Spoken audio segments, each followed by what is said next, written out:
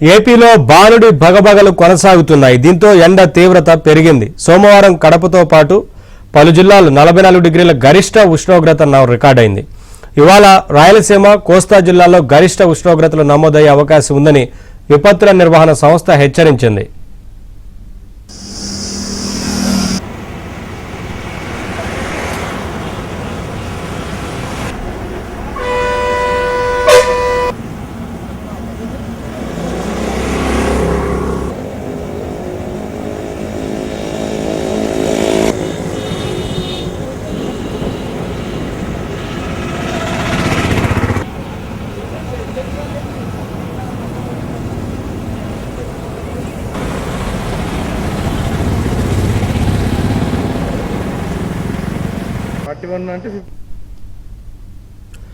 విశాఖలో ఎండ తీవ్రతపై మరింత సమాచారం మా ప్రతినిధి నాయుడు అందిస్తారు.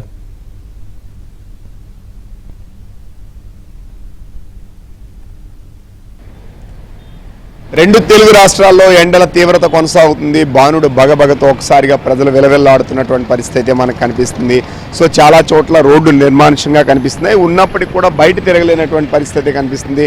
సో ఈ సమయంలో దాదాపుగా ఉదయం 10 గంటల నుంచి సాయంత్రం 4 గంటల వరకు కూడా బయట తిరగడానికి తీవ్ర ఇబ్బందులు పడుతున్నటువంటి పరిస్థితి కనిపిస్తుంది. టెంపరేచర్స్ కూడా మనం చూసుకుంటే నార్మల్ కంటే దాదాపు 3-4 డిగ్రీలు ఎక్కువగా నమోదవుతున్నటువంటి పరిస్థితి అయితే మనకు ఉందనేది స్పష్టంగా చెప్పొచ్చు. సో మరోవైపు బయటికి వెళ్ళాలంటే, ఎందుకంటే మధ్యాహ్న సమయంలో వడగాల్పుల తీవ్రత కూడా కొంత కొనసాగుతుంది అనేది మనం స్పష్టంగా చెప్పొచ్చు. సో దీంతో చాలామంది బయటికి వెళ్ళడానికి దీనికి కానీ ఇబ్బందులు పడుతున్నటువంటి పరిస్థితి అయితే మనకి కనిపిస్తుంది.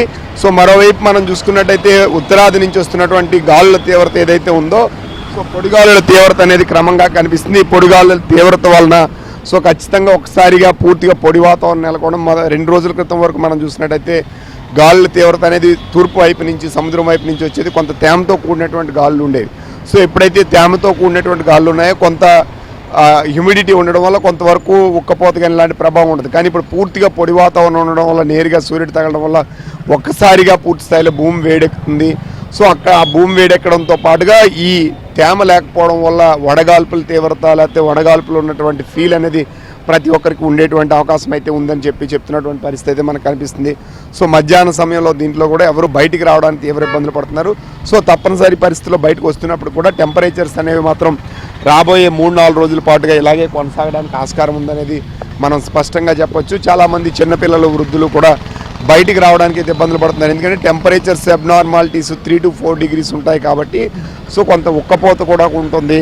సో బాడీ ఎక్కువగా డిహైడ్రేట్ అవ్వడానికి ఎక్కువగా ఆస్కారం ఉంటుంది. సో మరోవైపు వెంటనే నీరసించిపోయేటువంటి అవకాశం కూడా ఉంది. కాబట్టి పూర్తి స్థాయిలో అప్రమత్తంతో ఉండాల్సినటువంటి అవసరం ఉంది. సో 2 తెలుగు రాష్ట్రాల్లో కూడా టెంపరేచర్స్ పెరగడంతో పాటు ఇప్పుడు ఆంధ్రప్రదేశ్లో అయితే ఐఎండీ ఇచ్చిన దాని ప్రకారంగా ఈరోజు సుమారుగా 100 ప్రాంతాలు, 100 మండలాల్లో ఈ వడగాల్పుల తీవ్రత ఉంటుందన్నది. అంటే హెవీగా ఉండకపోవచ్చు, బట్ ఆ ఫీల్ అనేది ఖచ్చితంగా 100 మండలాల్లో కనిపిస్తుంది. నిన్న వరకు మనం చూసుకుంటే దాదాపుగా అత్యధికంగా 43.7 డిగ్రీలు అంటే 44 డిగ్రీలు నమోదైనటువంటి పరిస్థితి. సో మినిమం టెంపరేచర్ మనం చూసుకుంటే 33 నుంచి 34 డిగ్రీలు నమోదవుతున్నటువంటి పరిస్థితి కనిపిస్తుంది. అంటే temperatures minimum day time so highest 40, 44, 40 నుంచి 44 మధ్య చాలా చోట్ల నమోదవుతుంది. సో దీంతో ఒక్కసారిగా వేడి తాకిడి ఖచ్చితంగా ప్రజలు ఇబ్బందులు పడేటువంటి పరిస్థితి ఉంది. సో బయటకు వచ్చేటువంటి ప్రజలు జాగ్రత్తలు తీసుకోవాల్సినటువంటి అవసరం ఉంది. వృద్ధులు కానీ, చిన్నపిల్లలు కానీ ఈ వడదెబ్బ తగలకుండా జాగ్రత్తలు తీసుకోవాలి. ఎక్కువ వాటర్ తీసుకోవడంతో పాటు జాగ్రత్తలు తీసుకోవాల్సినటువంటి అవసరం ఉందని చెప్పి వాతావరణ నిపుణులు అయితే హెచ్చరిస్తున్నటువంటి పరిస్థితి కనిపిస్తుంది. మరోవైపు CB క్లౌడ్స్ ఎఫెక్ట్ వల్ల అక్కడక్కడ ఉరుములు, మెరుపులతో కూడినటువంటి వర్షాలు కూడా ఆంధ్రప్రదేశ్లో పడడానికి ఆస్కారం ఉంది. వీడియో జర్నలిస్ట్ విజయ్తో నాయుడు, విశాఖపట్నం నుండి.